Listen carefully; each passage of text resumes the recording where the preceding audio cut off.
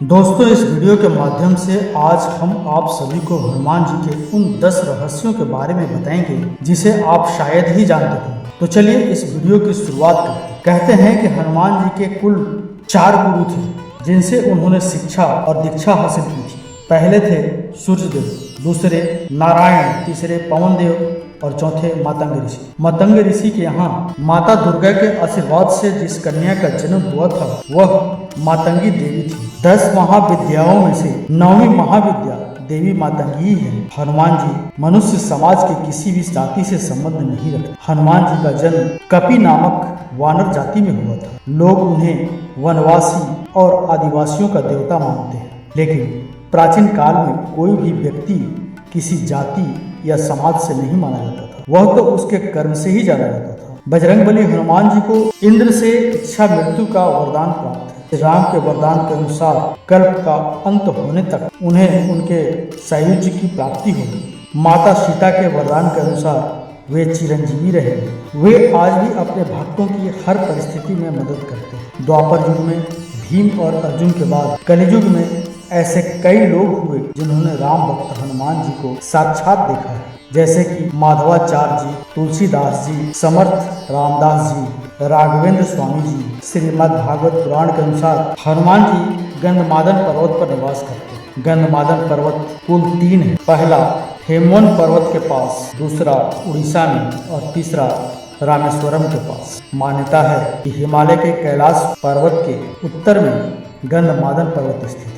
आज यह क्षेत्र तिब्बत में पुराणों के अनुसार जम्मू द्वीप के भरतखंड और भद्राखंड के बीच में गंधमादन पर्वत कहा गया है, जो अपने सुगंधित वनों के लिए प्रसिद्ध था। यहाँ पहुँचने की 3 रास्ते हैं। पहला नेपाल के रास्ते मानसरोवर के आगे, और दूसरा भूटान की पहाड़ियों के आगे, और तीसरा अरुणाचल के रास्ते चीन होते हुए। पराशर संहिता के अनुसार जब हनुमान जी सूर्यदेव से शिक्षा ले रहे थे तो कुल 9 तरह की इस विद्या में से हनुमान जी को सूर्यदेव ने 5 तरह की विद्या तो सिखा दी, लेकिन बची 4 विद्याएं ऐसी थी और ऐसे ज्ञान थे जो केवल किसी विवाहित को ही सिखाए जा सकते थे।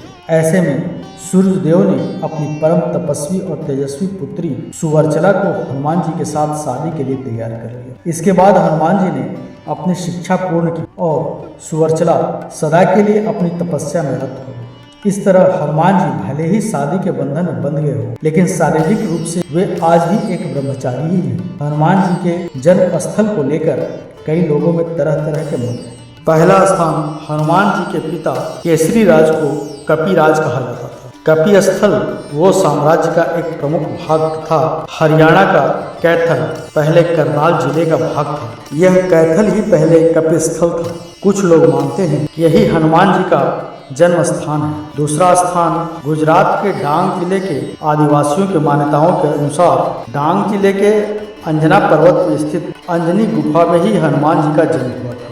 तीसरा स्थान कुछ लोग मानते हैं हनुमान जी का जन्म झारखंड राज्य के उग्रवाद प्रभावित क्षेत्र गुमला जिला मुख्यालय से 20 किलोमीटर दूर अंजना गांव की एक गुफा में हुआ था। चौथा स्थान पंपा सरोवर अर्थात पंपा हॉस्पिटल तालुका मैसूर का एक पौराणिक स्थान है। तुंगभद्रा नदी को पार करने पर हम्पी के निकट बसे ग्राम अनिगुंडी को रामायण काल की किष्किंधा माना जाता है, जहाँ स्थित एक पर्वत में एक गुफा भी, जिसे राम भक्तों ने सबरी के नाम पर सबरी गुफा कहते हैं। इसी के निकट सबरी के गुरु मतंग ऋषि के नाम पर प्रसिद्ध मातंग वन था।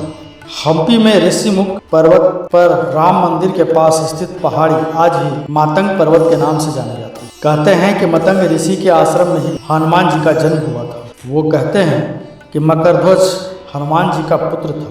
मकरध्वज को अहिरावण ने पातालपुरी का रक्षक नियुक्त कर दिया था। पवन पुत्र हनुमान जी बाल ब्रह्मचारी थे, तब कैसे उनका कोई पुत्र हो सकता है। वाल्मीकि रामायण के अनुसार उनके पुत्र की कथा हनुमान जी के लंका दहन से जुड़ी है। हनुमान जी की ही तरह मकरध्वज भी वीर प्रतापी, पराक्रमी और महाबली थे। हनुमान जी ने अहिरावण का वध कर प्रभु श्री राम लक्ष्मण को मुक्त करवाया और मकरध्वज को पाताल लोक का अधिपति नियुक्त करते हुए उसे धर्म के मार्ग पर चलने की प्रेरणा दी। दोस्तों, आशा करता हूँ आप सभी को यह वीडियो जरूर पसंद आया हो। वीडियो पसंद आए तो वीडियो को लाइक करें, चैनल को सब्सक्राइब करें, साथ ही बेल आइकन दबाना ना भूलें। मिलते हैं अगले वीडियो में एक नई कहानी के साथ, तब तक के लिए धन्यवाद।